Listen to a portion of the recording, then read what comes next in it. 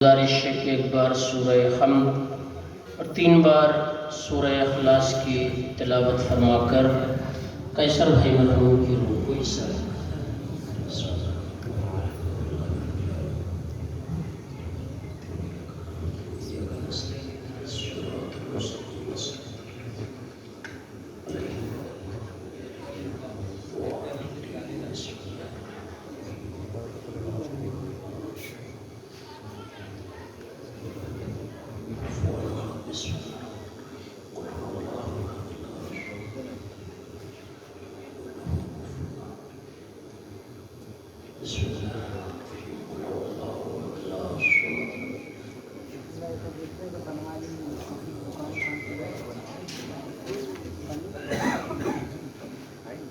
ایک صلوات اور پڑھ دیں محمد اور علی محمد۔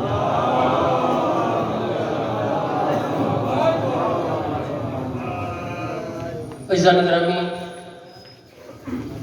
تقریباً شرکت کرنے والے بیشتر افراد میرے مزاج سے اچھی طرح باخبر ہیں کہ اب تک اپنی پوری حیات میں نے کبھی طولانی مجلس نہیں پڑھی، اور آج بھی انشاءاللہ اپنے اسی عہد پر برقرار رہوں گا، اور مختصر سے وقت میں ایک چھوٹا سا پیغام اپنے سننے والوں کے حوالے کرنا۔ ظاہر ہے کہ سلسلے نظم میں آپ نے پوری گفتگو اس مرد مجاہد کی تعریف میں سن لی کہ جو منکسر مزاج بھی تھا اور اس طریقے سے دوسروں کی مدد کرتا تھا کہ وہی حکم جو شریعت کا ہے کہ اگر داہنے ہاتھ سے دو تو تمہارے بائیں ہاتھ کو خبر نہ ہونے پائے۔ دور حاضر میں اشتہار میں نام کی شرط رکھ کر چندہ دینا اور ہے، اور اس شرط سے کار خیر کرنا اور ہے کہ کوئی جاننے نہ پائے۔ وہ سارے منظر آپ کی نظروں کے سامنے ہیں، میں کیا بتاؤں، میں طنز اپنی ذات پر کرنا چاہتا ہوں مگر چلا کہیں اور جاتا ہے۔ ایک صلوات پڑھ دے محمد اور علی محمد۔ وہ ساری خوبیاں جو مرحوم کے اندر پائی جاتی تھیں وہ مجھ سے بہتر آپ جانتے ہیں، میں نے تو خالی چند لفظیں سن لی ہیں اور ملاقات تو بارہا رہی ہے، میں آپ کو ان کے بارے میں کیا بتا سکتا ہوں۔ صرف ایک چھوٹا سا خاکہ عیسیٰ کریمہ کے ذہن میں، اس لیے کہ یہی مجلس ان کے ایصال ثواب کا بہترین ذریعہ ہے، ان کے بچوں کی تسلی کے لیے بہترین چیز ہے جسے مجلس حسین کہا جاتا ہے۔ بات یہیں سے شروع کرنا چاہتا ہوں 30 سے 35 منٹ کی گفتگو فضائل کی، کہ یاد رہے کہ دنیا میں ہر مسئلہ اختلافی ہے۔ اب دلیل کے لیے مجھے 2-4 منٹ تو چاہیے ہی۔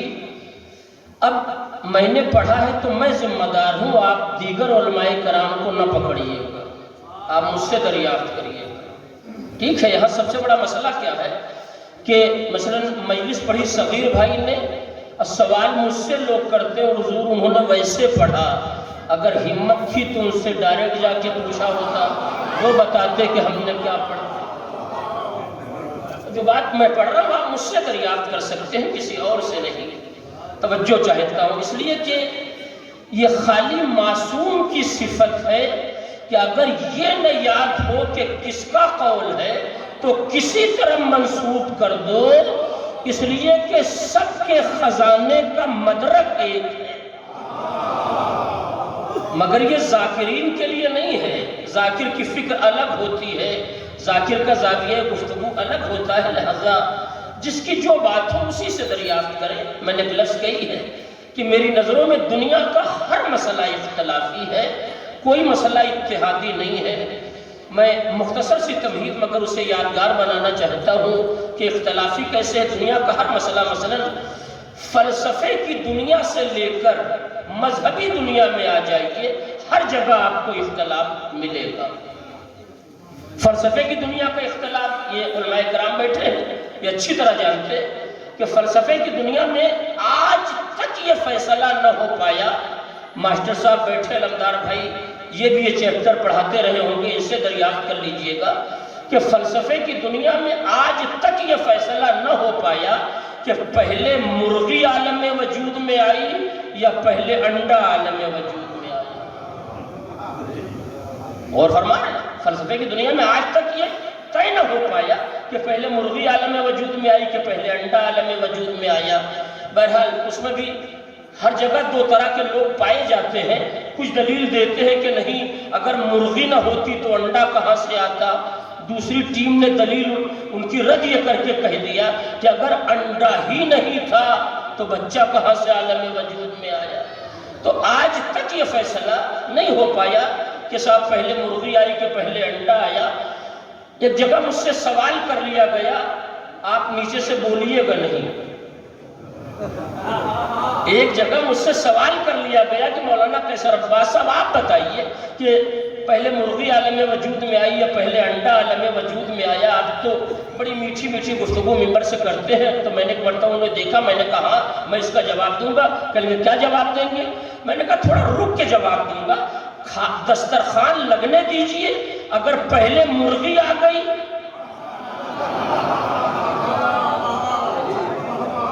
تو یہ مان لیں گے کہ پہلے مرغی عالم وجود میں آئی، اور اگر پہلے انڈا آ گیا دسترخوان پہ تو یہ مان لیں گے کہ پہلے انڈا عالم وجود میں آیا. ایک صلوات پڑھ دے محمد اور آل محمد. تھوڑا سا اور آگے آ جائے علمدار ابھی ادھر آ جائے. ایک صلوات پڑھ دے محمد اور آل محمد پر. ٹھیک ہے، اب یہ فلسفے کی دنیا سے الگ ہٹ کر مذہبی دنیا کی طرف آپ آئیے تو وہ رخ بھی میں آپ کے حوالے کروں، مگر بڑی احتیاط کے ساتھ. اس لیے احتیاط ضروری ہے کہ یہ منبر عقیدہ بنانے کی جگہ ہے، عقیدہ بگاڑنے کی جگہ نہیں.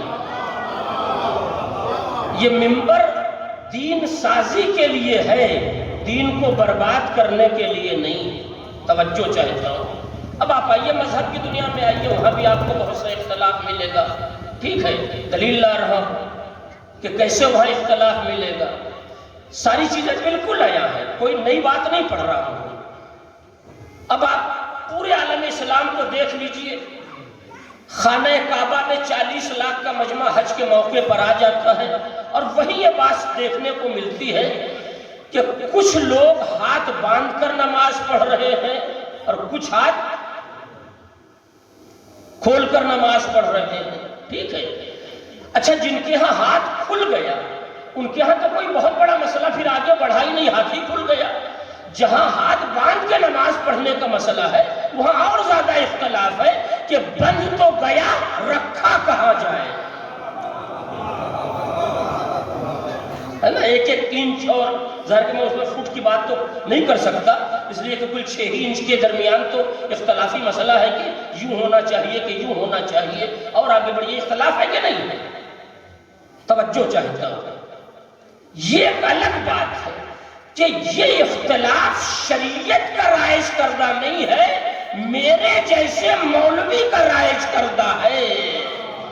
میں نے جمع کا صیغہ بھی نہیں استعمال کیا.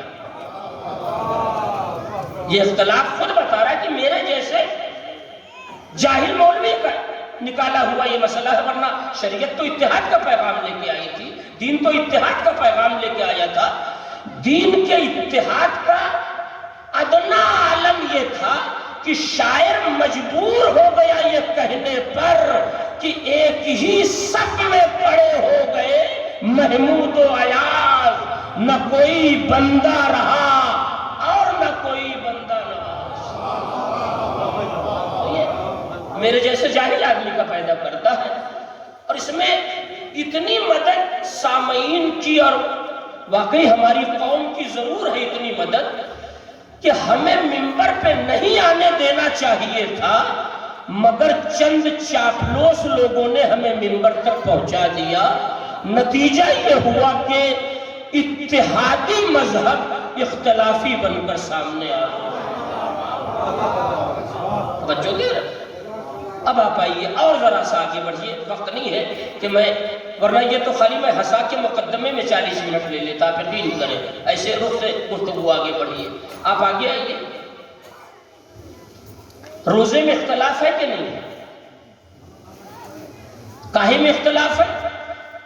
نہ کسی کے ہاں 29 روزہ ہے، نہ کسی کے ہاں 31 روزہ ہے، نہ کسی کے ہاں شعبان میں روزہ ہے، نہ کسی کے ہاں شوال میں روزہ ہے، ٹھیک ہے؟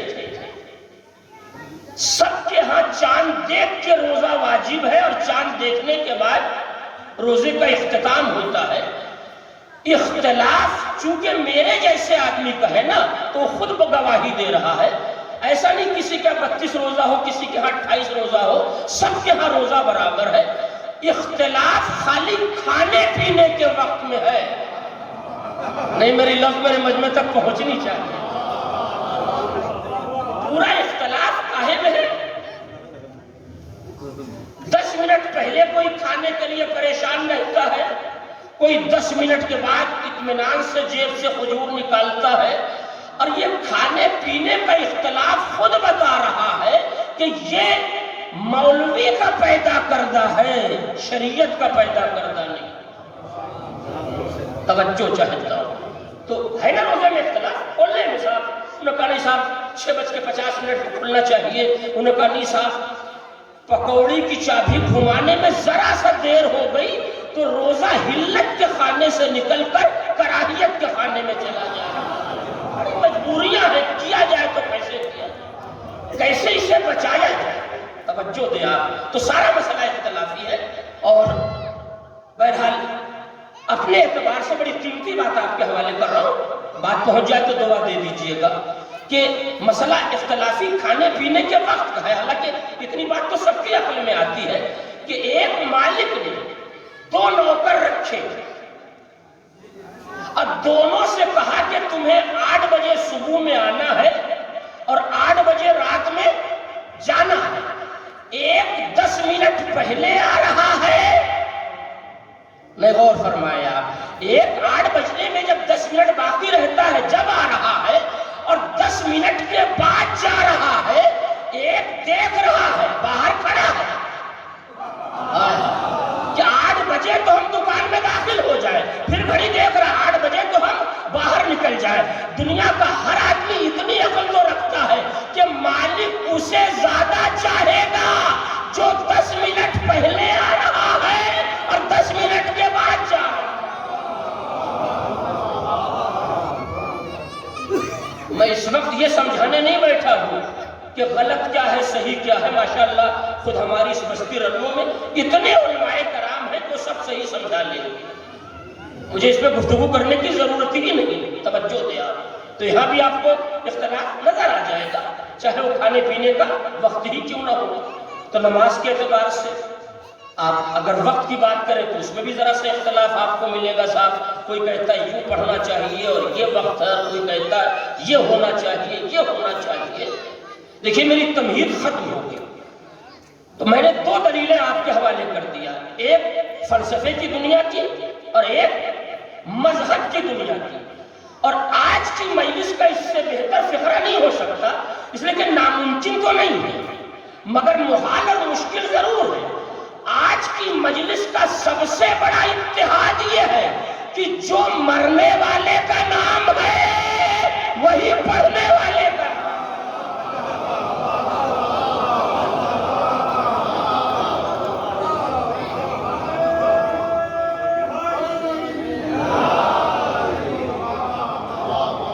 بلند ترین صلوات عظمت محمد اور آل محمد۔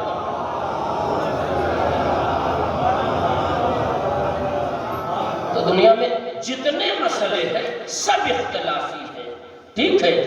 تو میں یہ نہیں کہہ سکتا کہ میرے والدین نے غلط کیا، مگر کاش میرا 11-12 نام رکھ دیتے تو شاید اس کا فائدہ مجھے۔ توجہ دے، تو دنیا کا ہر مسئلہ اختلافی۔ اب آپ آئیے، جو آیت میں نے پڑھی وہ خود اس بات کی تردید کر دے گی کہ اس پوری کائنات میں ایک مسئلہ ہے کرم پروردگار کا جو باقاعدہ ہر اعتبار سے سب سے اتحادی مسئلہ ہے، سب میں اختلاف ہے، مگر کرم پروردگار میں کوئی اختلاف نہیں۔ دنیا کا کوئی مسلمان اللہ کے کرم پر کبھی انگلی نہیں اٹھا سکتا، چاہے کچھ بھی ہو جائے وہ یہ کہہ دے گا کہ ہمیں مانگنا نہیں آتا، ورنہ کرم پروردگار میں کوئی کمی نہیں ہے۔ اور یہ صحیح ہے جناب، میں واقعے کی طرف جانا نہیں چاہتا، نہ میرا مزاج ہے کہ واقعہ سنایا جائے، پھر بھی کوشش بات یہاں تک آ گئی۔ ہمیں مانگنے کا سلیقہ نہیں معلوم، مانگنے کا طریقہ نہیں معلوم، ورنہ جو خدا بغیر مانگے عطا کر رہا تھا، یعنی جب بندہ مانگنے کے معنی نہیں جانتا تھا، مانگنے کا مطلب نہیں سمجھتا تھا، جو خدا شکم مادر میں اسے عطا کر رہا تھا تو کیا مانگنے کے بعد نہ دے گا؟ ایک صلوات پڑھ دے محمد اور آل محمد۔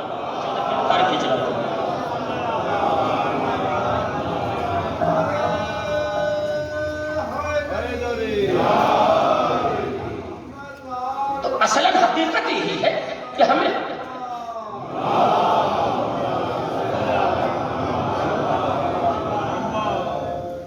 مانگنے کا سلیقہ نہیں آتا، ورنہ اس کی عطا میں کہیں سے کوئی کمی نہیں ہے، وہ تو عطا کرنے کے بہانے تلاش کرتا۔ اصلاً واقعی پروردگار عطا کرنے کے بہانے تلاش کرتا، ہمیں مانگنے کا سلیقہ نہیں آتا۔ چنانچہ تاریخ میں یہ واقعہ پایا جاتا ہے، ذرا سا الگ سے ہے مگر اسے منطبق تو کیا ہی جا سکتا ہے۔ نادر شاہ درانی جب نجف گیا مولا علی کے روضے میں زیارت کرنے کے لیے، تو باہر ایک نابینا آدمی بیٹھا تھا۔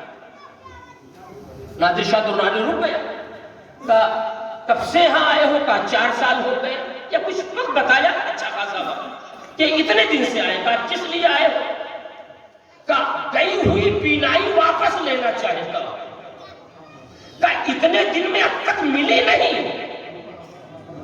نہیں، ذرا سا غور فرمائے کہ مانگنے کا سلیقہ نہیں آتا۔ کہا اتنے دن میں ملی نہیں؟ کہا نہیں ملی۔ کہا میں اندر روضے میں جا رہا ہوں، زیارت کر کے مولا کی پلٹوں گا، اگر تمہاری بینائی واپس نہ آئی تو یہ تمہاری زندگی کا آخری دن ہے، میں تمہیں فوراً قتل کر دوں گا۔ جیسے ہی قتل سامنے آیا، ایسا رو کے مانگنے لگا مولا سے کہ جو کام 4 برس میں نہ ہوا تھا وہ 4 لمحے میں ہو گیا، تو مانگنے کا سلیقہ چاہیے، مانگنے کا سلیقہ چاہیے، ورنہ واقعی کہیں سے کرم پروردگار میں کہیں سے کوئی کمی نہیں ہے۔ اس کے بندے اسے مانگنے کا سلیقہ تو پہلے آ جائے۔ یہی وجہ ہے کہ اگر اس سلسلے میں ہم صحیفہ سجادیہ یا جو معصومین کی دوسری دعاؤں کی کتابیں ہیں، ہم اگر اس کی طرف رجوع کریں تو ایسی انقلابی لفظیں ہمیں ملتی ہیں۔ دیکھیے، مانگنے سے پہلے اس کے کرم کا حوالہ دیا جاتا۔ علامہ ذیشان حیدر جوادی نے بڑی تفصیل کے ساتھ یہ ساری بحثوں کو لکھا ہے اپنی کتاب میں۔ اس کے کرم کا حوالہ دیا جاتا ہے۔ اس میں 3 لفظیں سن لیں جو واقعی میرے سننے والے نوجوانوں کو کام آئے گی۔ معصوم کا فقرہ کہ مانگنے سے پہلے اس لفظ سے اسے یاد کرو جو لفظ اس کے لیے مناسب ہے۔ ایک آدمی توبہ کے لیے دعا کرنا چاہتا ہے اور مصلی پر بیٹھ کر 24 گھنٹہ یا رزاقو یا رزاقو یا رزاقو رٹ رہا ہے نا، تو ظاہر کہ پکار تو رہا، مگر یہ قفل جس چابی سے کھلنا ہے وہ چابی نہیں لگا رہا۔ یہ وجہ معصومین نے جو طریقے دعا کے بتائے ہیں، مثلا اس کی 3 لفظیں جو میری نظروں سے گزر چکی ہے، کہ پہلے اس کے کرم کا حوالہ دیا جائے۔ اس میں کیا لفظیں رکھی؟ اے وہ توجہ دیا کہ جس نے دریائے نیل میں موسیٰ کے لیے ایسا راستہ بنایا کہ تیرے علاوہ کوئی بنا نہیں سکتا۔ توجہ دیا۔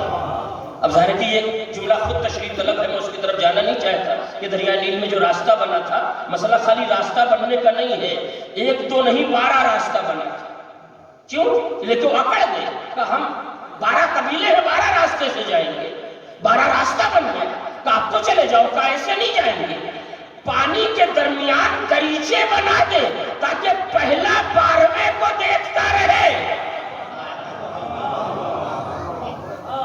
تو اللہ بہت سوجھ بوجھ کے اور بہت سمجھ بوجھ کے نبی بناتا ہے۔ اگر ہمارے جیسے مولوی ہوتے تو دیہات کی زبان میں سوٹا تو مل نہ پاتا مگر پاؤں تو قریب ہوتا۔ توجہ چاہتا ہوں، کیا سلیقہ مولا نے بتایا کہ اے وہ کہ جس نے دریائے نیل میں موسیٰ کے لیے راستہ بنایا، اے وہ کہ جس نے موت کے کنویں سے یوسف کو نکال کر سلطنت مصر عطا کر دیا جہاں موت یقینی مرحلے میں تھی۔ توجہ دیا، مانگنے کا سلیقہ چاہیے۔ تیسرا فقرہ وہ بھی سن لیں، وہ کہ جس نے موت کے کنویں سے یوسف کو نکال کر سلطنت مصر عطا کر دیا، اور اس میں وہ ساری چیزیں آ جاتی ہیں کہ اذیت دینے والے مجبور ہو کر مظلوم کے آگے ہاتھ پھیلاتے ہیں، مظلوم ظالم کے آگے ہاتھ نہیں پھیلاتے۔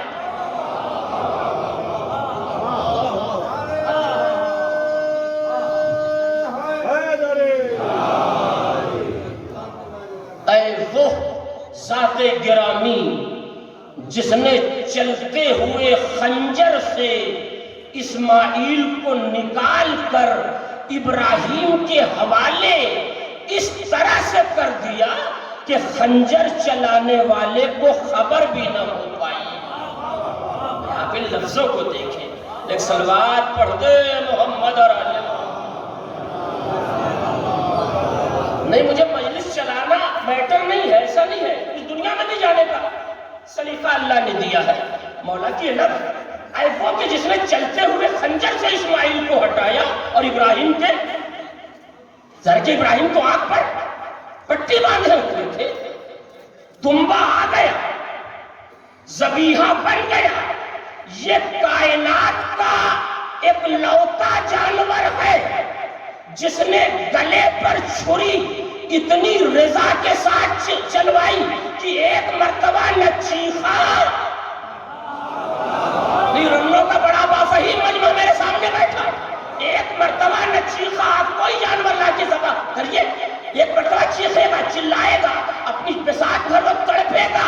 میں نے کہا بھائی اتنی سادگی سے خنجر چلوا لیا، ایک مرتبہ چلایا بھی نہیں، کہا 2 لمحے نبی کے ساتھ ہو گیا تو اتنا سلیقہ مل گیا، کہاں رونا چاہیے کہاں نہیں رونا چاہیے۔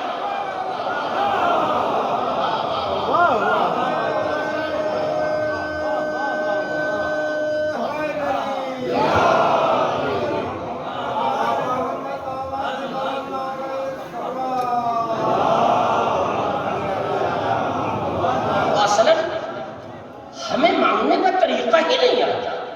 آپ یقین کریں، ایسا دیکھا جاتا ہے کبھی کبھی، اور اسی بار یہ دیکھنے کو یہی مجھے ملا کہ مرحوم جب 30 دسمبر کو، جس میں میری ان کی اور آخری ملاقات تھی شہادت معصومہ کی مجلس میں اٹھنے میں آپ کی بستی میں آیا، تو مسکرا کے انہوں نے ایک فقرہ کہا، کہنے لگے جناب مجلسیں تو بہت سی ہو رہی ہیں مگر کئی دنوں سے شہزادی کے فضائل سننے کو نہیں ملے۔ یعنی یہ وہی مرحلہ ہے کہ ہم نے بلایا ہے، توجہ چاہتا ہوں، 3 شعبان کی محفل پڑھنے کے لیے قیصر عباس خالی غدیر یاد کر کے آئے۔ ایسا نہیں کہ غدیر پڑھنا غیر مناسب بات ہے، توجہ چاہتا ہوں، مگر ہر چیز کا ایک موقع ہوتا ہے، ایک محل ہوتا ہے، ایک وقت ہوتا ہے۔ اسلام اس عادلانہ نظام سے آگے بڑھا ہے۔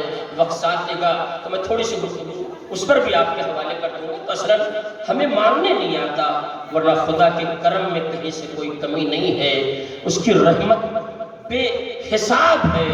اس کی رحمتوں کے سلسلے میں اگر کچھ تھوڑی سی بھی جانکاری لینا ہے تو اگر پروردگار توفیق دے تو دعائے کمیل اٹھا کے دیکھ لیجئے گا، علی جیسے معصوم انسان نے گنہگاروں کے نفسیات میں ڈوب کر وہ لفظیں دنیا کے حوالے کی ہیں کہ اس کی رحمت اس طرح سے اپنے بندے کی طرف بڑھتی ہے جیسے کسی ماں کا بیٹا گم ہو گیا ہو اور ایک زمانے کے بعد ملے تو ماں والہانہ طور پر بچے کی طرف بڑھتی ہے۔ اب آپ آئیے، میں بہت تفصیل تو نہیں واقعی آپ کے حوالے کر سکتا، اس لیے کہ علماء کرام موجود ہیں، میں ان سے اپنی فکر کی صلاح چاہتا ہوں۔ جب 4-5 مولانا بیٹھ جاتے ہیں تو میرے لیے پریشانی یہ ہوتی ہے کہ میں خالی اس پہ نظر رکھتا ہوں کہ کہیں غلط نہ ہو جائے۔ حالانکہ میرے بھائی ہیں، سب میری اصلاح کر دیں گے اور میں اصلاح قبول بھی کر لوں گا، ٹھیک ہے۔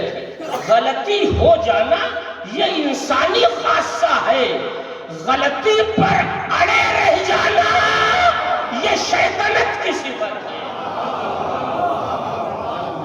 اگر اپنی غلطی پر شرمندہ ہو کے حر آیا نہ ہوتا تو حر بھی وہی رہتا جہاں حر ملا رہتا۔ لیکن کمال یہ ہے، سب سے بڑا کمال یہ ہے کہ یہ صفت پیدا تو ہو جائے کہ انسان اپنی غلطی پر شرمندہ ہو جائے۔ اور آج کے دور میں یہ دروازہ بالکل بند ہے۔ دنیا کا ہر آدمی خالی اپنے کو عقل مند سمجھتا ہے، بقیہ سب کو بیوقوف سمجھتا ہے۔ ہم سے بڑا کوئی عقل مند ہے ہی نہیں۔ اللہ نے ساری عقل، یہ تو بکنے والی چیز ہوتی تو واقعی خرید لیتا، مگر چونکہ بکنے والی ہے نہیں اس لیے یہ تو کہہ نہیں سکتا کہ خرید لیا، اتنا تو کہہ دے گا صاحب ساری عقل تو ہمیں ملی۔ اب آپ آئیے، یہاں سے جو رخ آپ کے حوالے کر رہا ہوں کہ بڑا رحیم ہے وہ، بڑا کریم ہے وہ۔ ابھی جب نہال بھائی پڑھ رہے تھے تب میں نے اچانک میرے ذہن میں یہ بات آ گئی، اور علی عباس بھائی بھی دیکھ رہے تھے، وہ یہ سمجھ رہے تھے کہ مولانا آیت یاد کر رہے ہیں۔ انہیں یہ نہیں معلوم کہ میں ذاکر ہوں، حافظ نہیں ہوں۔ ایک آیت یاد کرنے کے لیے مجھے ایک دن چلا جاتا ہے۔ ابھی میں نے قرآن مجید موبائل میں نکالا، الرحمن علم القرآن خلق الانسان علمہ البیان، اس طرح سے 12 آیتیں ہیں۔ 12ویں آیت ہے والحب ذو العصف والریحان، 13ویں آیت ہے فبأي آلاء، نہیں آج کی مجلس مکمل کرنا چاہتا ہوں، فبأي آلاء ربكما تكذبان، یعنی اللہ بتا رہا ہے کہ ہم نے 12 نعمتیں بھیجی ہیں، تم کن کن نعمتوں سے انکار کرو؟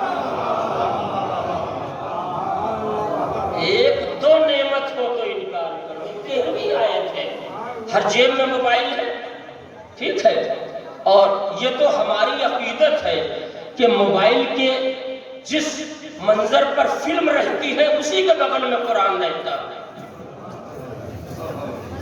اور اس کے بعد ہم سے بڑا دیندار کوئی نہیں ہے۔ معلوم ہوا دیکھ تو رہے تھے فلم، ابا آ گئے، خالی ذرا سا اس کو دبا دیا، قرآن مجید کی تلاوت ہونے لگی، ابا بھی خوش ہو گئے، بڑا دیدار لڑکا اللہ نے ہمیں دیا۔ ایک صلوات پڑھ دیں محمد اور علی محمد۔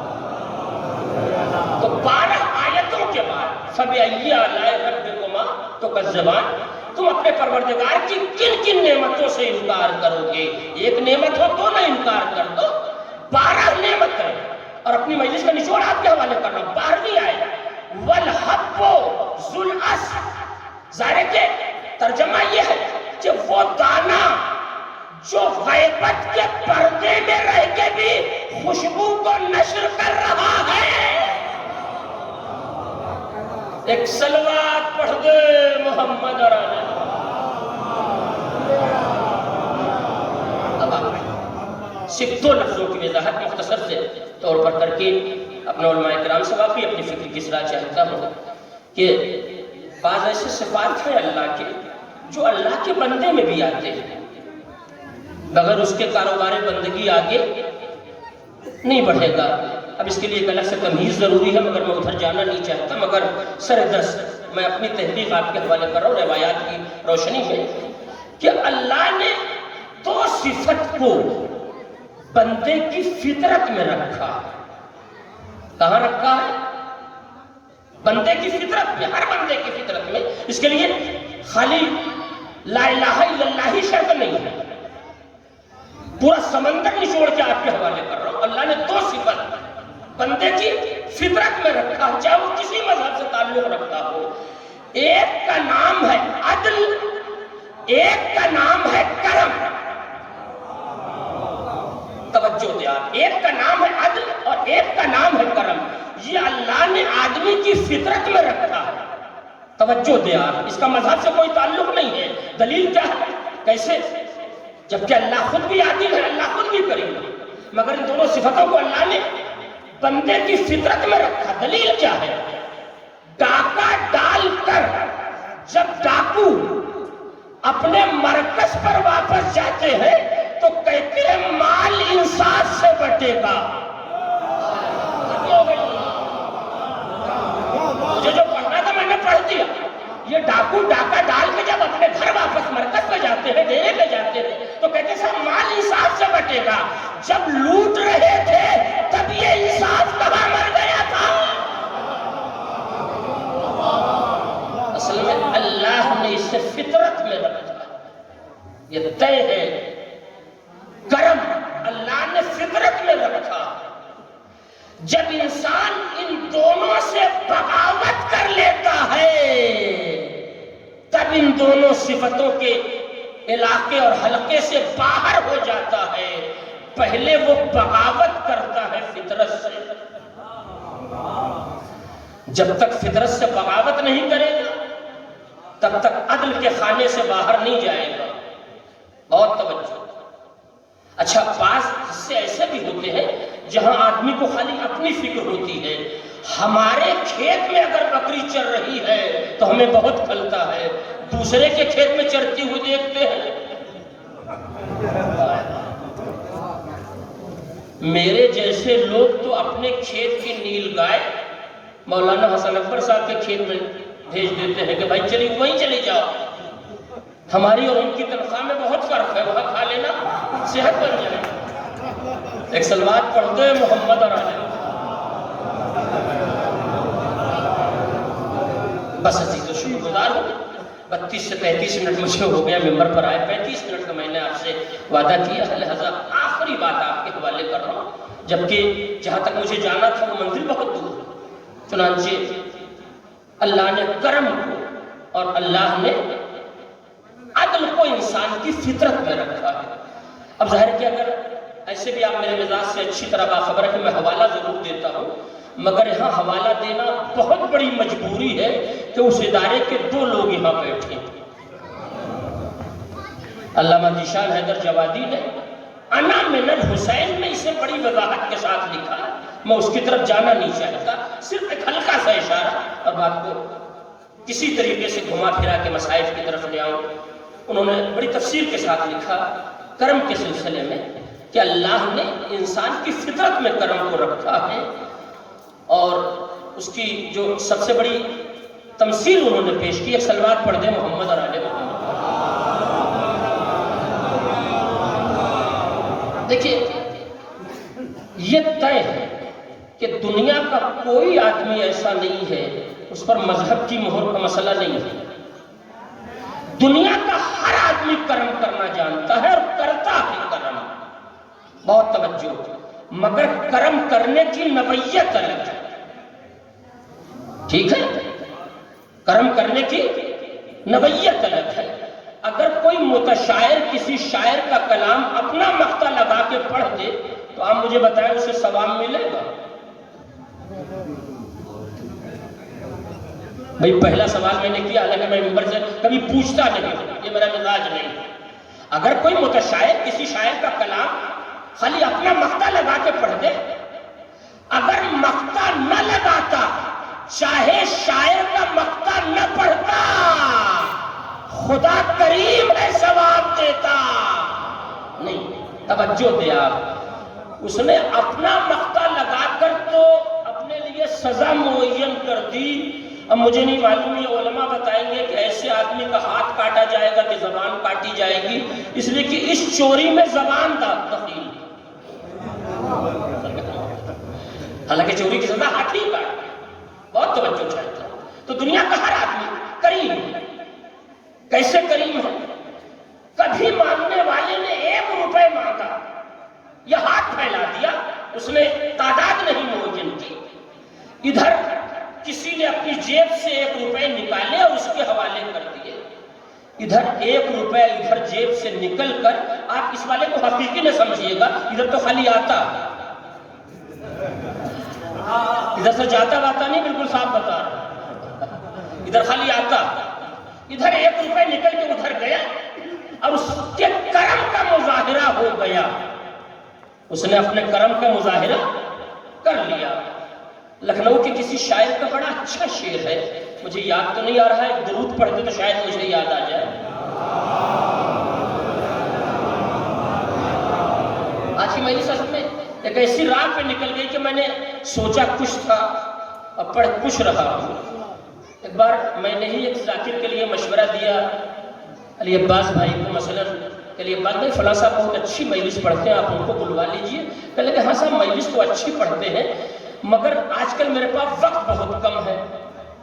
تو میں نے کہا مطلب؟ کہنے لگے ان کو بلانے کا مطلب ہے کہ 1 مجلس کے بجائے 3 مجلس سننا پڑتا. میں نے کہا 3 کیسے سننی پڑتی ہے؟ کہنے لگے جب وہ آتے ہیں تو سناتے ہیں کہ یہ پڑھوں گا، چائے کے درمیان ناشتے کے درمیان سناتے ہیں کہ یہ والی پڑھوں گا. ممبر پہ جاتے ہیں تو دوسری نکل آتی ہے، اور جب ممبر سے نیچے آتے ہیں ایک صلوات پڑھتے ہیں محمد علیہ. ٹھیک ہے، پوری گفتگو کو سمیٹنا چاہتے ہیں. مجھے واقعی افسوس ہے کہ میں آج فضائل نہیں پڑھ پایا جو میرے خود اپنے مزاج کے خلاف ہے. کہ دنیا کا ہر آدمی ادھر 1 روپے دیا، اس نے اپنے کرم کا مظاہرہ کر دیا. ٹھیک ہے، خدا نہ کرے کہ کوئی صاحب مانگنے میں بدنام ہو جائے. اللہ ہر آدمی کی غیرت کو بچائے رکھے. ٹھیک ہے، اسی لیے اصلاً اسلام عطا کرنے کا مذہب ہے، مانگنے کا مذہب نہیں ہے. قبلہ بیٹھے ہوئے ہیں، بہت ذمہ دار آدمی، پڑھے لکھے آدمی، آپ اسے دریافت کریے گا. کہیں کسی روایت میں میری نظر سے نہیں گزرا کہ مانگنے کی فضیلت بیان کی گئی ہو کہ جو اللہ کی راہ میں مانگے گا اس کے لیے یہ اجر معین ہے. ہر جگہ دینے والے کے لیے ہے، عطا کرنے والے کا اجر بتایا گیا، مانگنے والے کا اجر نہیں بتایا گیا. اس کے معنی کیا ہے کہ اسلام عطا کرنے کا مذہب ہے، مانگنے کا مذہب نہیں ہے.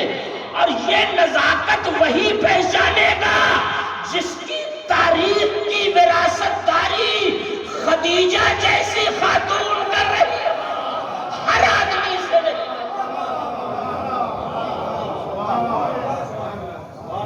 ظاہر ہے کہ جیسا مجھے پتا چلا، مجھے نہیں معلوم صحیح کیا غلط کیا ہے، کہ ملکۃ العرب رنوہی کی سرزمین پر لکھی گئی رمضان المبارک، جسے سرکار ریس الوائزین نے اسی سرزمین سے تعریف کیا. وقت ہوتا تو میں مسائل انہی کے لفظوں کے ذریعے سے آپ تک پہنچا دوں گا. تو خدا نہ کرے کوئی مانگنے میں بدنام ہو جائے. کیوں؟ 2 چیزیں ہیں. دیکھیے، میں تو کھانے میں ہمیشہ بدنام رہا ہوں، اور اس لیے بدنام رہا ہوں، ممبر سے قسم کھا کے یہ بات پڑھ رہا ہوں، کوئی عیب نہیں بیان کر رہا ہوں. اب کی 22 رجب کو 21 جگہ میں نے نظر چکھی ہے. ایک گھر ڈھونڈتا رہا کہ تاریخ تعداد سے مل جائے، مگر پورا محلہ ختم ہو گیا، 22واں گھر مجھے نہ ملا، ورنہ پچنول کے صابن سے نہا کے نکلا تھا. ایک صلوات پڑھ دے محمد علیہ. تو خدا نہ کرے کوئی کھانے کے معاملے میں بدنام ہو جائے. اسی طریقے سے دوسرا مرحلہ، خدا نہ کرے کوئی مانگنے کے معاملے میں بدنام ہو جائے. اس سے غیرت پامال ہوتی ہے. غیرت کا بچائے رکھنا یہی اصل ہدف ہے دین کا، مذہب کا، شریعت کا، ائمہ کا بہت توجہ چاہتا ہوں۔ اور آج نماز کے بعد مجھے یاد نہیں رہ گیا، کسی صاحب نے مجھ سے یہ بات پوچھی تو میں نے یہ بات کہی تھی کہ پہلے اور آج کے دور میں بڑا فرق ہے۔ پہلے بہت توجہ، مہنگائی نہیں تھی، آج مہنگائی اپنی آخری منزل پر ہے۔ پہلے مہنگائی نہیں تھی، آج مہنگائی اپنی آخری منزل پر ہے۔ مگر پہلے فاقے ہوتے تھے، آج فاقے، ہم نے مانا کہ پیسے بڑھ گئے، وسائل بڑھ گئے، ذرائع بڑھ گئے، مگر آج اتنی مہنگائی کے بعد کبھی کہیں فاقہ نہیں ہو رہا ہے۔ اس کے پیچھے راز کیا جانتے ہیں؟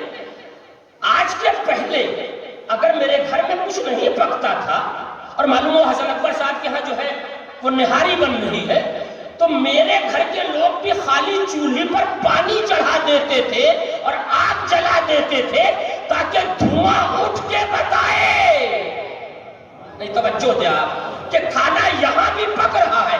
آج اگر آپ کی جیب میں پیسہ نہیں ہے تو شام کو اپنے گھر آپ نہیں جا سکتے کہ بیوی بچے لڑنا شروع کر دیں گے کہ سب برداشت ہے، فاقہ برداشت نہیں ہے۔ تو کل اور آج کے زمانے میں فرق یہ ہو گیا کہ آج غیرت ختم ہو گئی۔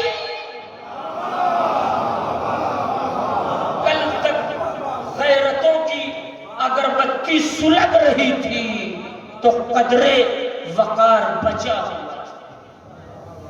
توجہ دیا تو خدا نہ کرے کوئی صاحب مانگنے میں بدنام ہو جائے۔ اگر بدنام ہو گئے بس جیسے ظاہر کہ میں یہاں چہلو کا بھی اشرا پڑھ چکا، رمضان میں بھی آ چکا، امی محترم میرے باحیات ہوتے تو تاریخ کے ساتھ آپ کو بتاتے کہ اب تک کیسوں مجلسیں میں رنوں میں پڑھ چکا ہوں اور کیا کیا پڑھ چکا ہوں، پورا ڈاٹا آپ کو مل جاتا۔ خدا کرے ایسا کوئی پیدا ہو جائے۔ کسی نے آمین نہیں کہا واقعی، ایک سلوات پڑھتے ہو محمد رحمۃ۔ لیکن اگر کل اہل رنوں کو یہ معلوم ہو جائے کہ آج کل مولانا قیصر عباس صاحب کی عادت خراب ہو گئی ہے، جہاں جاتے ہیں وہاں 1000-2000 قرضہ مانگنے لگتے ہیں، یا ہاتھ پھیلا دیتے ہیں، مدد مانگنے لگتے ہیں، تو ہوتا کیا ہوگا، کیا اس کا نتیجہ؟ میں اس راستے سے ادھر آ رہا تھا، ایک صاحب اس راستے سے ادھر جا رہے تھے، انہوں نے جیسے ہی دیکھا قیصر عباس صاحب آ رہے ہیں، ارے باپ رے باپ، آج کل ان کی عادت جو ہے وہ ٹھیک نہیں ہے، اب تو کچھ دن میں رسید لے کے نکلنے والے ہیں۔ ٹھیک ہے، جیسے ہی مجھے دیکھا، آپ یقین کریں، جس گلی میں کبھی نہ گئے ہو، جس میڑ پر جانا ان کی عقیدے کے اعتبار سے حرام تھا، 500 کا جوتا کیچڑ میں چلا جائے مگر 5 روپے بچا لیا جائے۔ ختم ہو گئی مجلس، 500 کا جوتا کیچڑ میں چلا جائے مگر ان کا سامنا نہ ہو پائے۔ کیوں سامنا ہوگا تو مانگیں گے تو مولانا رہ چکے ہیں یا مولانا ہے، نہ دیں گے تو بڑی بدنامی ہوگی، لہذا نہ آمنا سامنا ہو نہ یہ مانگنے پائے، لہذا کوئی راستہ نکالو۔ ایسے موقع پر بچنے کے لیے لوگ سانپ سے زیادہ تیزی کا مظاہرہ کرتے ہیں۔ اب اس سے بہتر میں تو نہیں پڑھ سکتا، وہ بھی بھاگنے میں کچھ تاخیر کر دیتا ہے، مگر ایسے موقع پر بڑی تیزی سے لوگ بھاگتے ہیں کہ مولانا کا سامنا نہیں ہونا چاہیے، اگر ہو گیا تو مانگیں گے تو دینا پڑے گا۔ اب سمجھ میں آیا، مجلس ختم ہو گئی کہ کریم ہم بھی ہیں اور کریم خدا بھی ہے، مگر دونوں کے کریم ہونے میں یہی بنیادی فرق ہے۔ روایتوں میں پایا جاتا ہے اگر کوئی آدمی نماز پڑھے، رکوع کرے، سجدہ کرے، قیام کرے، قعود کرے، ساری چیزوں کے بعد اگر نماز کے بعد اللہ کی بارگاہ میں ہاتھ نہ پھیلائے تو اللہ وہ نماز واپس کر دیتا ہے۔ اتنے بڑے ہو گئے کہ مانگا نہیں، میں نے روایت آپ کے حوالے کی، اتنے بڑے ہو گئے کہ نماز پڑھنے کے بعد میرے سامنے ہاتھ نہیں پھیلایا، مجھ سے کچھ مانگا نہیں، مجھے تمہاری نماز کی ضرورت نہیں ہے، یہ سجدے ساتھ لے کے جاؤ، یہ رکوع ساتھ لے کے جاؤ، یہ قیام ساتھ لے کے جاؤ، یہ قرات ساتھ لے کے جاؤ۔ اب سمجھ میں آیا کہ دونوں کے قریب ہونے میں کتنا فرق ہے؟ جو مانگنے سے ناراض ہو اسے بندہ کہا جاتا ہے، جو نہ مانگنے پر ناراض ہو اسے خدا کہا جاتا ہے۔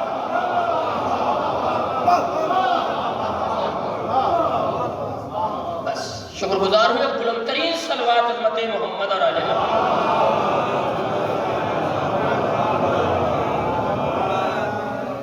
اور ظاہر ہے کہ صفات الہیہ پہچانے نہ جاتے اگر درمیان میں آل محمد کی ذات گرامی نہ ہوتی۔ اللہ کے جتنے صفات ہیں یہ سب کتابوں میں لکھے رہ جاتے، مگر اس کے سمجھنے کے لیے راستہ جن ذوات مقدسہ نے فراہم کیا ہے انہیں رسول اور آل رسول کہا جاتا ہے۔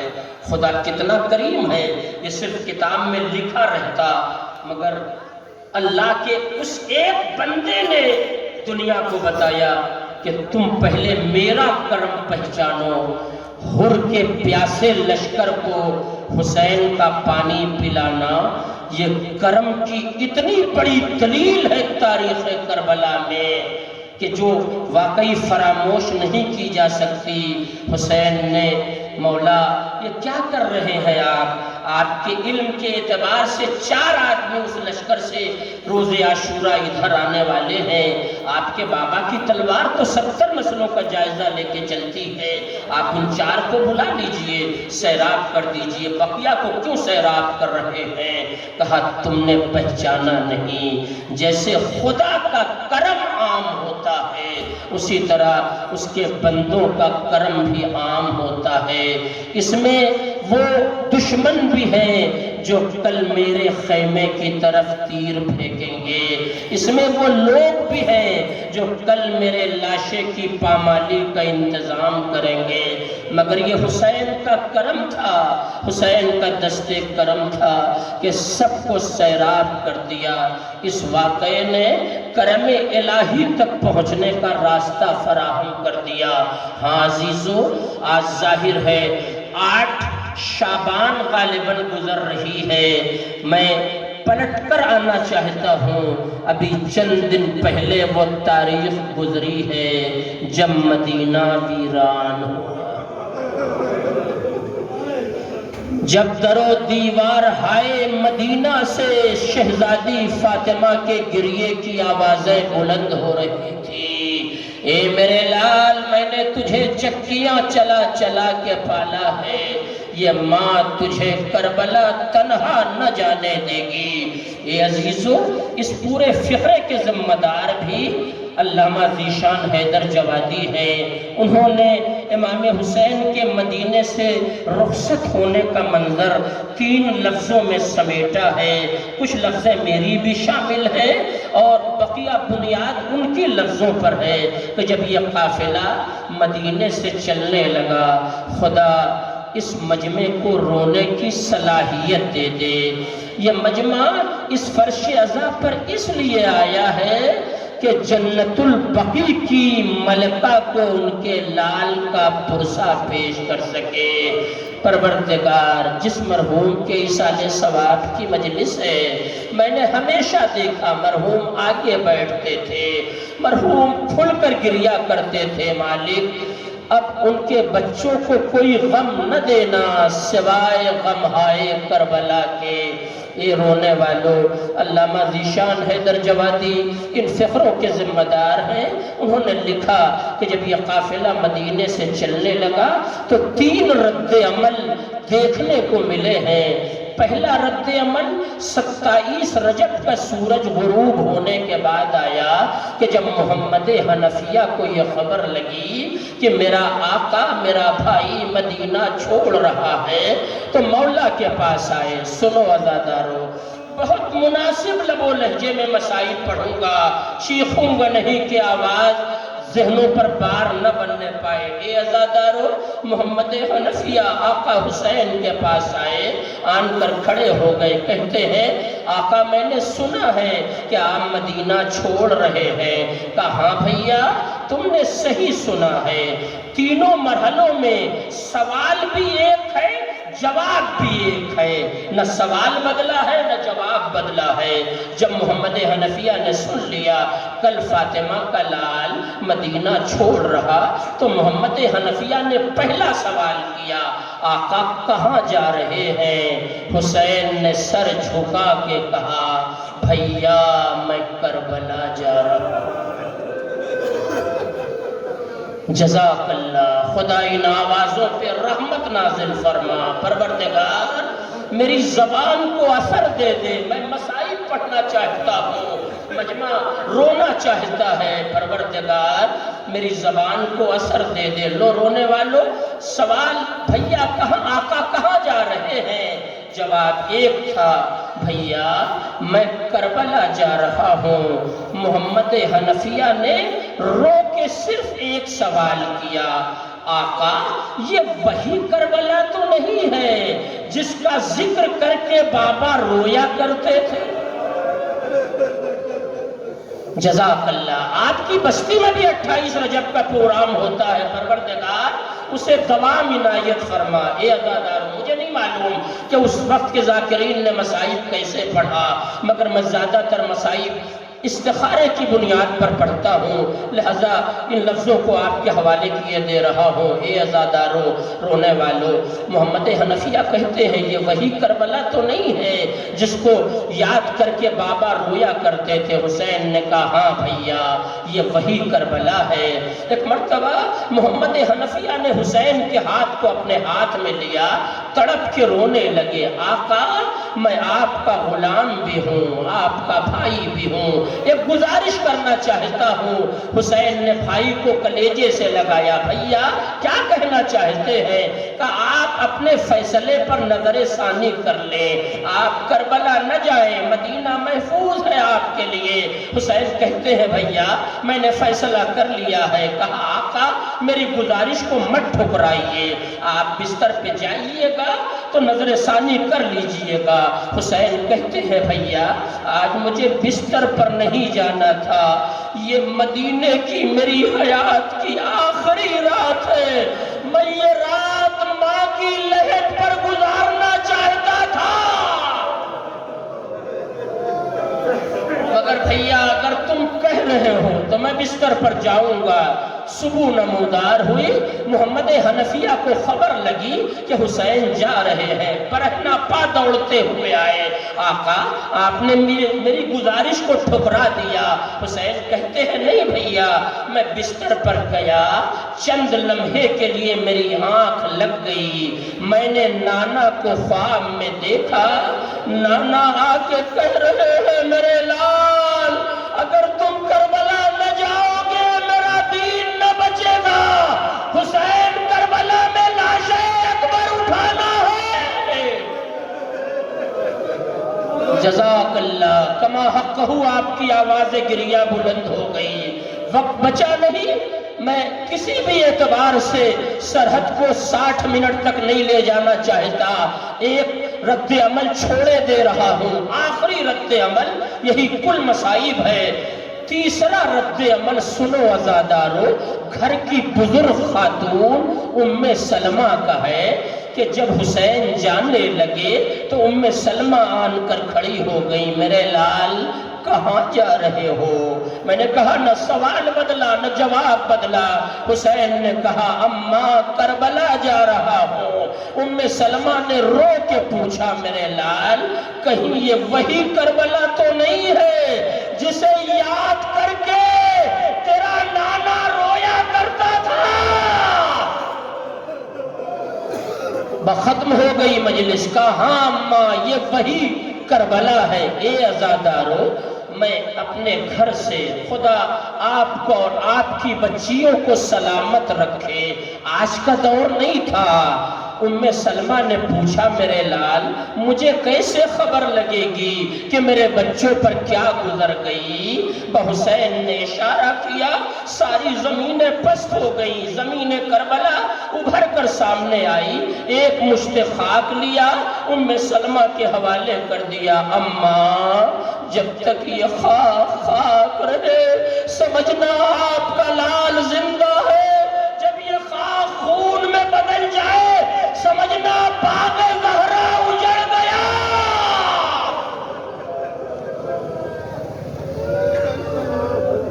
جزاک اللہ، آپ رو چکے، میں پڑھ چکا۔ میں نے کہا نا آج کا دور نہیں تھا کہ دوسرے ذرائع سے پتہ لگایا جائے، اس دور میں کوئی ذریعہ نہیں تھا۔ میں نے کہا نا آج میں 1:30 بجے اپنے گھر سے نکلا، رنو پہنچنے کے بیچ میں جو وقت ملا اس میں 3 بار میری بچی نے فون کیا، بابا آپ پہنچ گئے جہاں جانا تھا آپ کو؟ ہائے صغرا مدینے میں کیا کرے، بھرا گھر کربلا چلا گیا ہے۔ جزاک اللہ۔ آخری فقرہ سنو عزادارو، مجلس تمام ہو گئی۔ کہا اماں جب تک یہ خاک رہے سمجھنا آپ کا گھر سلامت ہے، جب یہ خاک خون میں بدل جائے سمجھنا آپ کا لال مارا گیا۔ حسین یہ میسج پیغام دے کر چلے گئے۔ سلمہ نے وہ خاک شیشی میں رکھ لیا، روزانہ سلمہ بغیر ناغہ دیکھا کرتی تھی، یہاں تک کہ حسین کربلا آ گئے، ادھر سلمہ کی بے قراری بڑھی، عاشور کی رات آئی، سلمہ کو نیند نہیں آ رہی ہے، رات کے سناٹے میں رسول عربی کے مزار پر آ گئی، یا رسول اللہ آپ کی گود کے پالے سلامت رہے۔ جزاک اللہ۔ مجھے نہیں معلوم کس بے قراری میں عاشور کی شب گزری ہے، شب عاشور گزری ہے، صبح نمودار ہوئی، اضطراب اور بڑھ گیا، عصر عاشور کا وقت آیا، اضطراب اتنا بڑھا کہ مصلے پر تڑپ کے سلمہ رونے لگی اور روتے روتے آنکھ لگ گئی، خواب میں دیکھا رسول عربی آئے ہیں، آواز دیتے ہوئے سلمہ تم سو رہی ہو، کربلا میں میرا گھر اجڑ گیا۔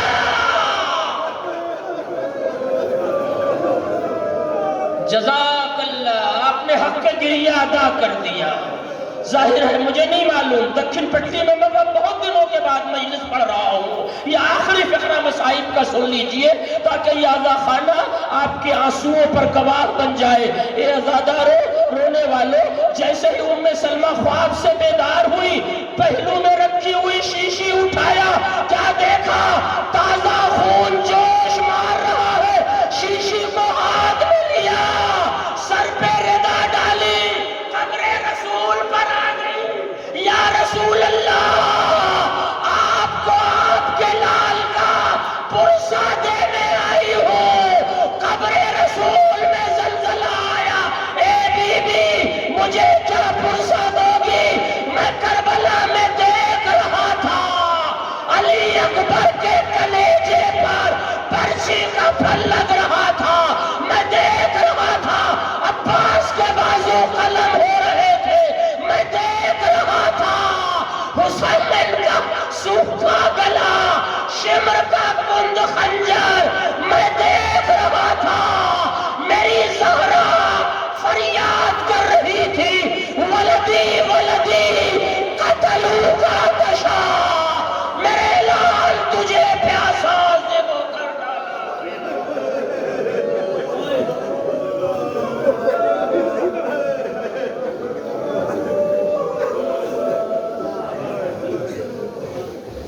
وَسَيَعْلَمُ الَّذِينَ ظَلَمُوا أَيَّ مُنقَلَبٍ يَنقَلِبُونَ إِنَّا لِلَّهِ وَإِنَّا إِلَيْهِ رَاجِعُونَ اللهم بحق الزہراء بیہا وبالہا وبنیہا، پروردگار تجھے واسطہ ہے محمد مصطفیٰ، ان کی ذریت طاہرہ کا ہمیں اعمال صالحہ کی دولت سے مالا مال کر دے۔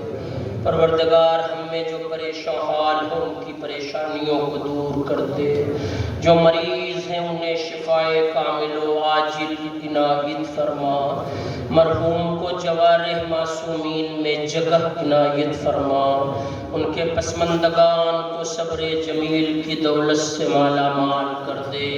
اے میرے مالک، ہماری اس مختصر مگر اہم ترین عبادت کو شرف قبولیت سے مالا مال کر دے۔ اے میرے کریم مالک، ان دعاؤں میں سب سے اہم اور آخری دعا تجھے واسطہ ہے علی اکبر کی جوانی کا، تجھے واسطہ ہے غازی عباس کے کٹے ہوئے بازوؤں کا، تجھے واسطہ ہے غلغلوئے نازنین علی اصغر کا، تجھے واسطہ ہے جناب قاسم کے پامال بدن کا، تجھے واسطہ ہے شہزادیوں کی اسیری کا، تجھے واسطہ ہے بی بی سکینہ کے اس نیل گون رخسار کا جس رخسار کی رنگت شمر کے تماچوں سے کربلا سے شام تک مسلسل تبدیل ہوتی رہی۔ ہمارے نامہ اعمال میں کچھ نہیں، یہی مصائب ہے، یہی مجلسیں ہیں، یہی آنسو ہے، اسی کو ہماری نجات کا یقینی ذریعہ قرار دے۔ علماء اعلام، آیات اعظام، ذاکرین بعمل کا سایہ ہمارے سروں پر برقرار رہے۔ پروردگار اپنی آخری حجت کے ظہور میں تاجیل عنایت فرما، عند الظہور ہمیں اس لائق بنا دینا کہ ہم اپنے امام کے ناصرین میں شمار کیے جائیں۔ ربنا تقبل منا انک انت السمیع الدعاء۔ آپ حضرات سے گزارش ہے کہ ایک بار سورہ حمد اور 3 بار سورہ اخلاص کی تلاوت فرما کر مرحوم قیصر بھائی کی روح کو حصہ